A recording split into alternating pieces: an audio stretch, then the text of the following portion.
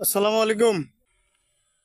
আপনি যদি কখনো কোনো পথে এগোতে চান, আপনি যদি কখনো আপনার একটা গন্তব্যে লক্ষ্যে পৌঁছানোর জন্য চেষ্টা করেন, আপনাকে অনেক ধরনের মানুষ, অনেক ধরনের বন্ধুবান্ধব আপনার পথ আটকে রাখার চেষ্টা করবে। আপনি একটা মই দিয়ে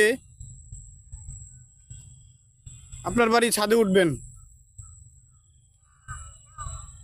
আপনার কিছু লোক থাকবে, সেই লোকগুলো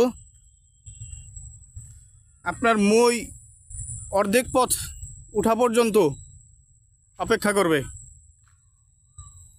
অর্ধেক পথ ওঠার পরে আপনাকে টেনে নামিয়ে দেওয়ার চেষ্টা করবে, আপনি আপনার লক্ষ্যে যেন পৌঁছাতে না পারেন।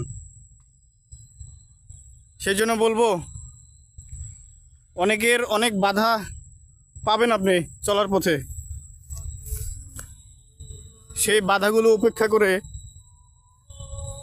আপনি আপনার গন্তব্যে পৌঁছার জন্য চূড়ান্ত লক্ষ্য চেষ্টা করুন। ধন্যবাদ।